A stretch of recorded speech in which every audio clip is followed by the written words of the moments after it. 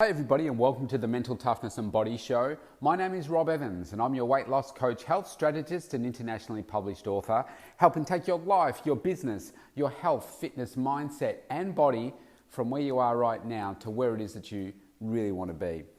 Today I want to talk about how in so many aspects of our life we do things so differently and yet success can still be achieved even though you do it differently. As an example, yesterday I was on a phone call listening into JT Fox, my coach, who was talking about what mega success was going to look like in 2021. And I first went to my first mega success in, that's hard to say fast, in 2018.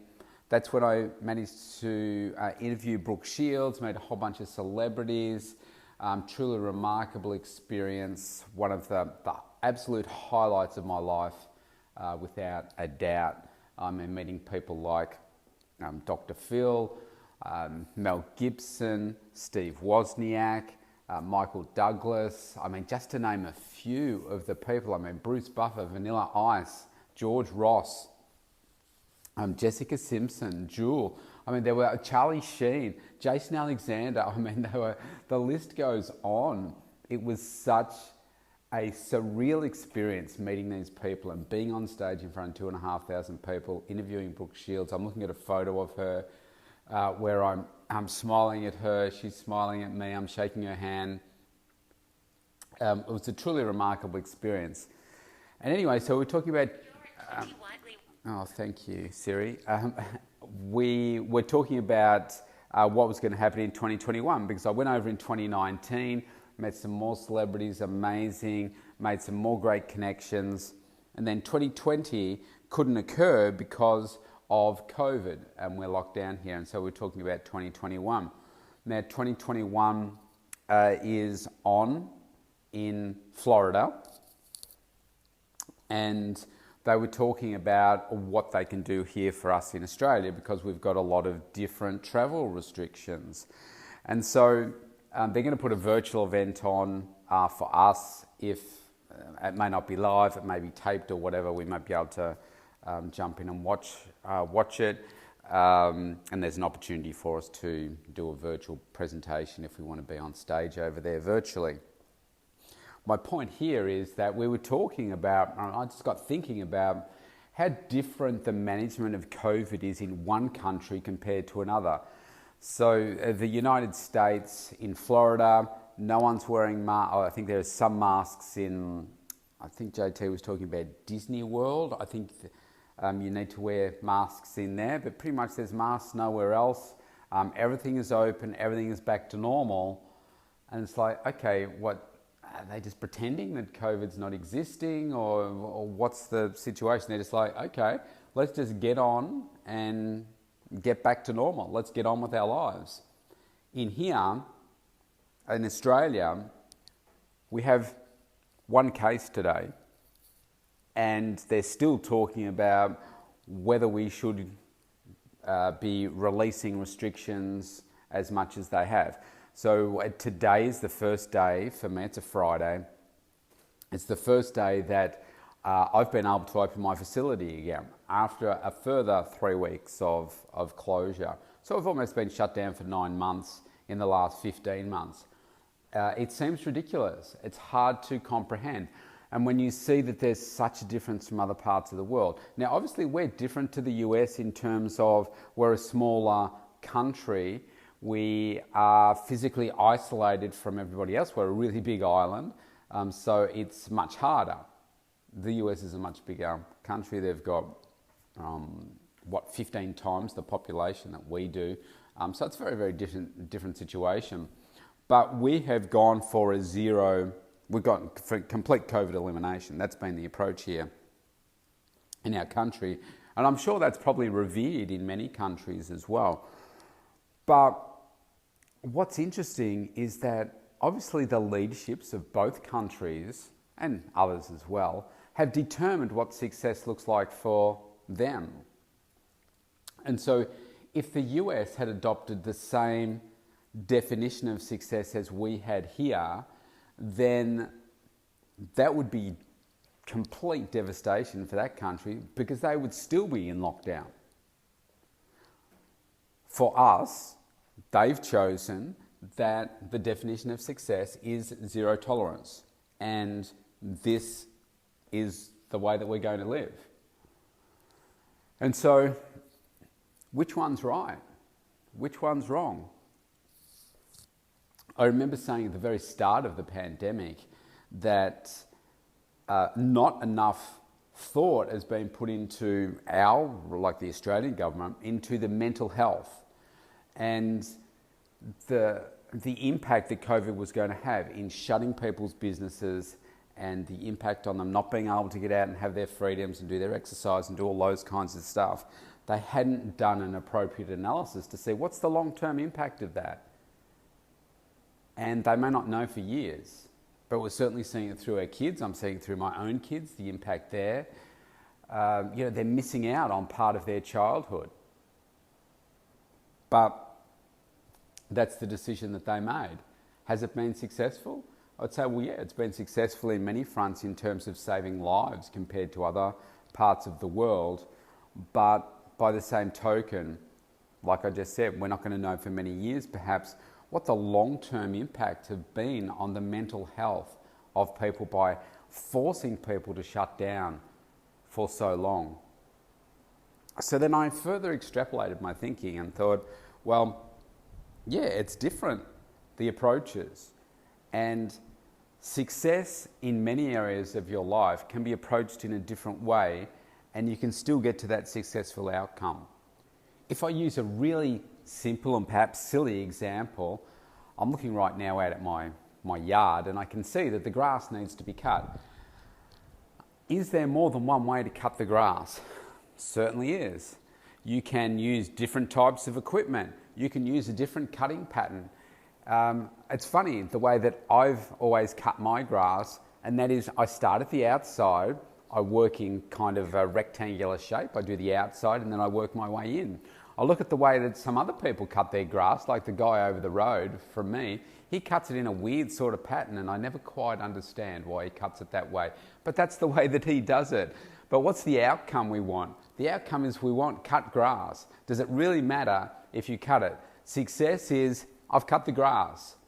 If 3 people come along and they use different lawnmowers and they use a different way of cutting the grass, does it really matter? It's been successful. With COVID, we're going to get to a point in our lifetime where we will look back and say, what has been successful? Australia, they adopted this approach. We look where I live in Melbourne. Melbourne, the Victorian state government has adopted a different, in air quotes, success strategy than anyone else in the whole of Australia. We've been locked down for by far the longest of anyone almost in the world, but certainly in Australia. They've just adopted a different approach. And that causes some conflict with the federal government, and part of it is politics because we've got a Liberal federal government, but it's a Labor state government, so often it can get political. But if we look back over the years and we say, well, okay, everybody was successful in eradicating it by virtue of eventually, I suppose, vaccination. Most of the population is vaccinated, so therefore the impact of it just becomes like a maybe cold and flu type thing. So eventually you can see that the world will probably be successful in eradicating it. And as you break down success, different countries will have done it different ways. In the end, it's been successful to eradicate it and humanity goes on. Some countries have lost a lot more people along the way, and people will ascertain as to whether what's been more successful than somewhere else. It's true for so many different areas of your life, but the one thing that is really constant, even though there are different approaches to doing things, when you pull apart what is required for success, that remains constant around the world. And this is what I love when I was talking about mega success and listening to all those different people.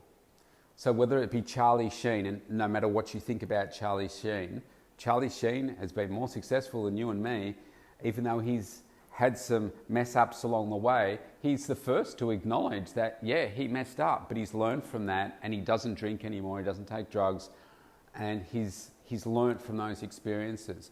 Dr. Phil, Mel Gibson, Steve Wozniak. I think about Brooke Shields, even Sir Richard Branson, Gillian Michaels, Dolph Lundgren, Michael Douglas, Vince Vaughn. I don't know whether I already said him.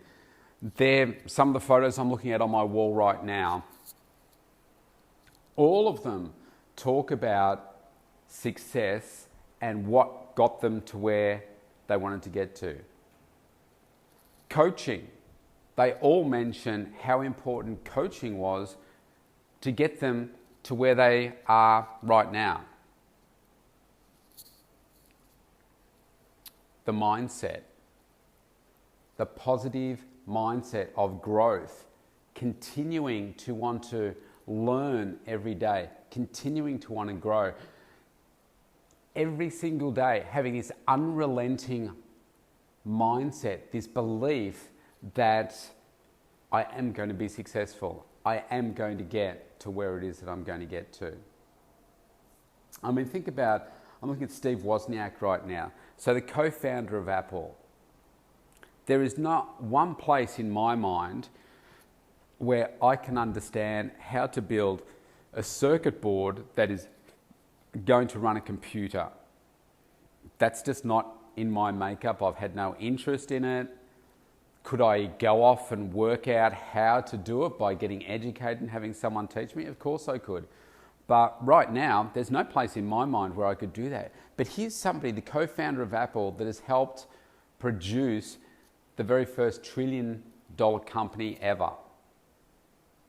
Even though he doesn't work there anymore, he set the foundation for doing those things.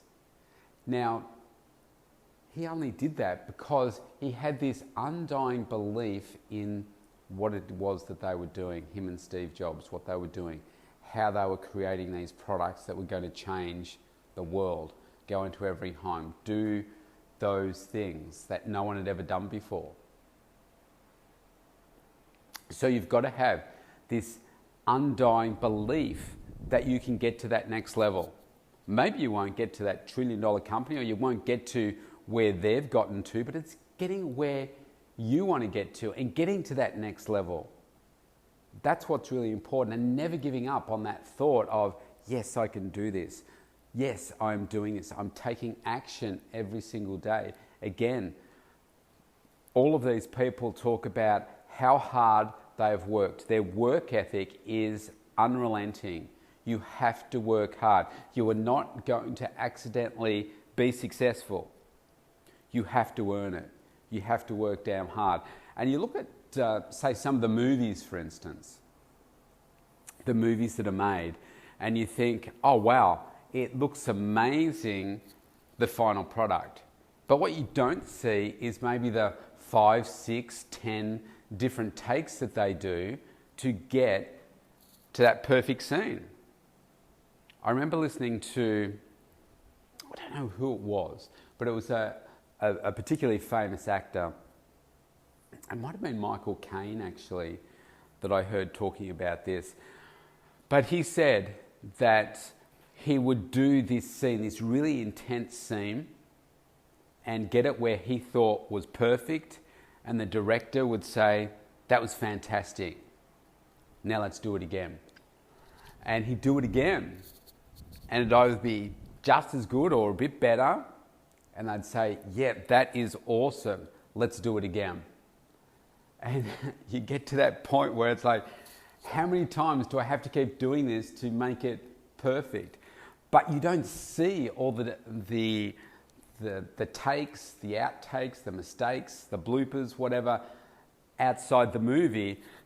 You only see the end product, and you don't realize the hours and hours that have gone into filming a particular scene. A particular scene might last 3 or 4 minutes, but that might have taken 3 weeks to get right. You just don't know.